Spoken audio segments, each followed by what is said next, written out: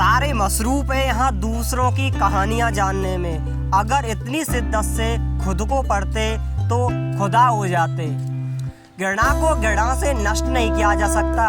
अगर आपको घृणा को नष्ट करना है तो घृणा से इतनी घृणा करो कि घृणा कोई अपने आप से घृणा आने लगे, जिसे हम प्रेम कहते हैं। यह विचार थे महात्मा गौतम बुद्ध के। तो राम राम सभी को। आज की वीडियो में हम बात करेंगे नालंदा विश्वविद्यालय के बारे में। नालंदा विश्वविद्यालय के बारे में आपने शायद सुना होगा कि नालंदा विश्वविद्यालय को जला दिया गया था और बख्तियार खिलजी ने 12वीं शताब्दी में नालंदा विश्वविद्यालय को जला दिया। तो क्या यह सत्य है कि बख्तियार खिलजी ने ही 12वीं शताब्दी में नालंदा विश्वविद्यालय को अग्नि के हवाले किया था? क्या यह सत्य है कि बख्तियार खिलजी ने नालंदा विश्वविद्यालय में रखी 90 लाख पुस्तकों को आग के हवाले कर दिया?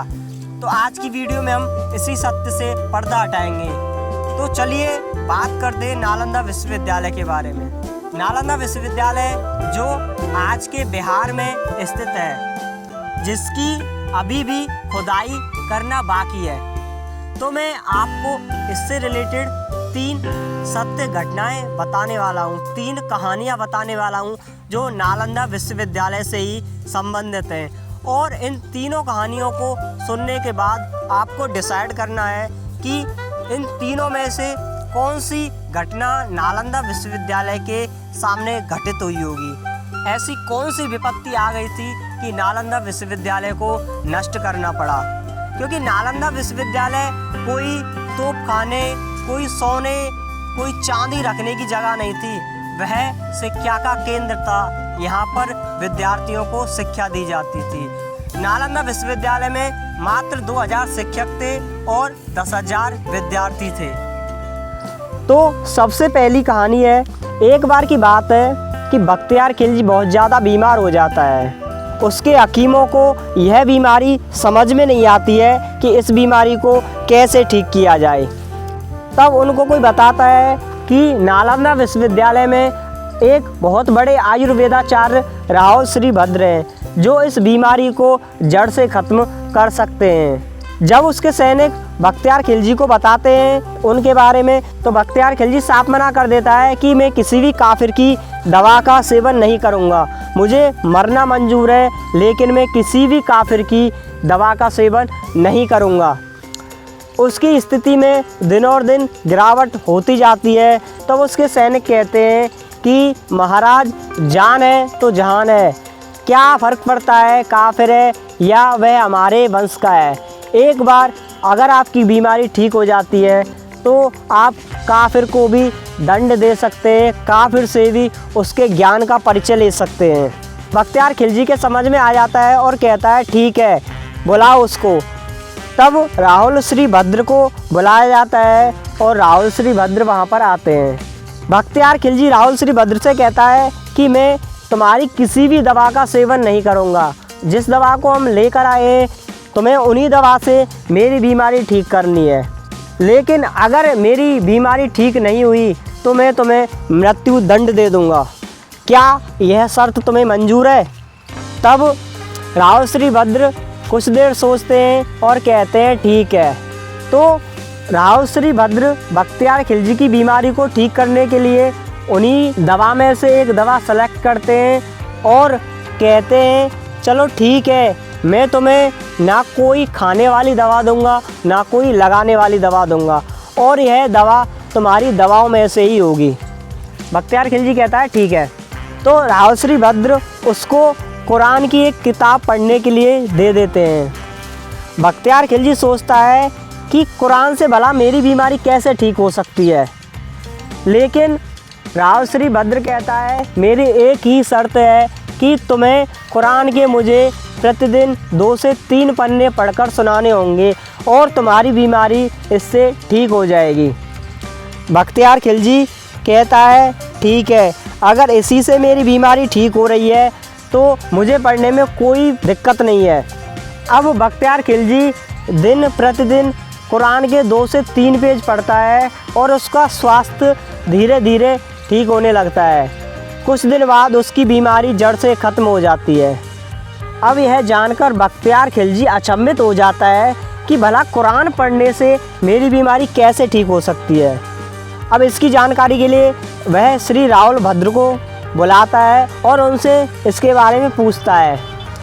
तब राहुल श्री भद्र बताते हैं कि मैंने पेजों पर तुम्हारी दवाओं में से ही एक दवा लगा दी थी और जब तुम इस पुस्तक के पेजों को पढ़ रहे थे तो उस दवा की सुगंध तुम्हारे फेफड़ों से होते हुए शरीर में जा रही थी।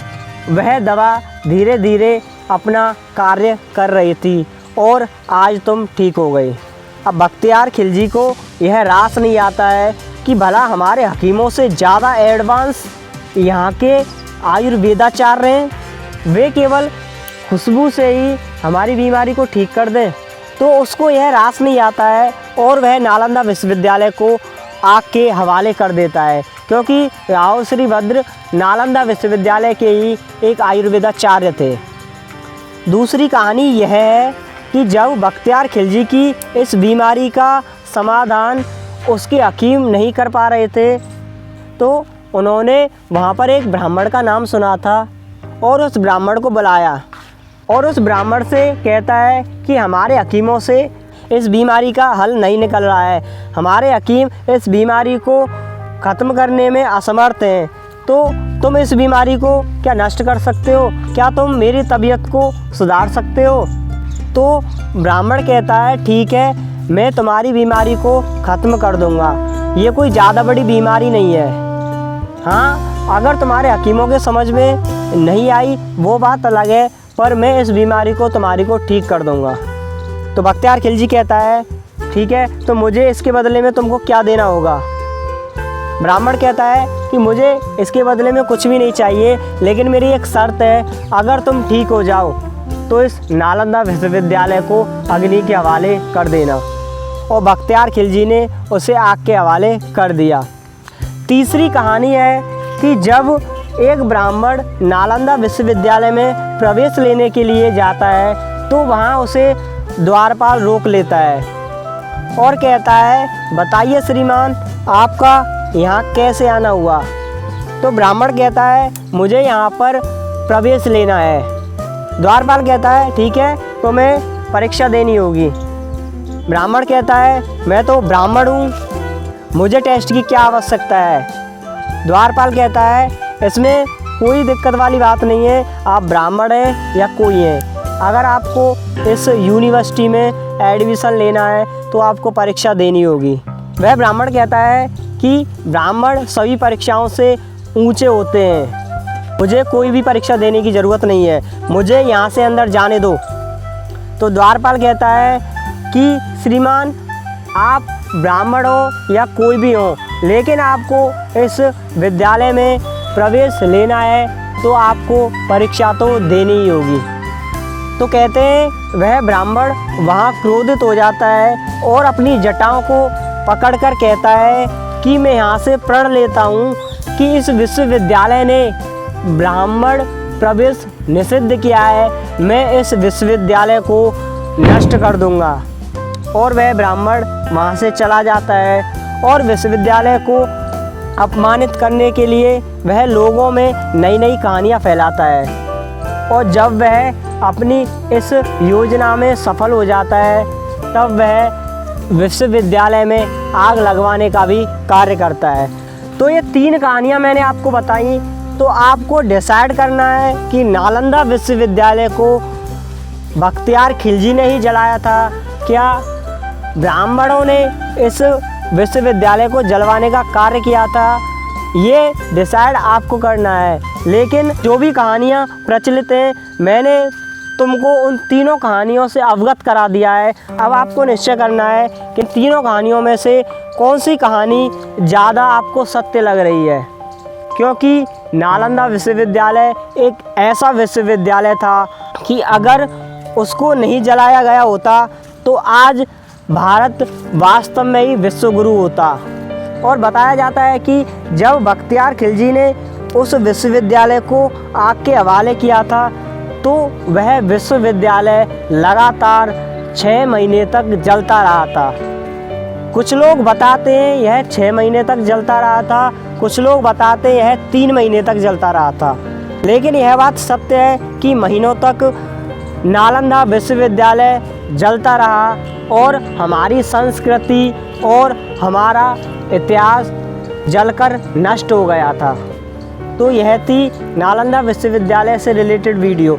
और अगर आपको वीडियो पसंद आ रही हो तो इस वीडियो को ज़्यादा से ज़्यादा शेयर करें, लाइक करें और चैनल को सब्सक्राइब करें। तो नमस्ते, राम राम, जय श्री कृष्ण।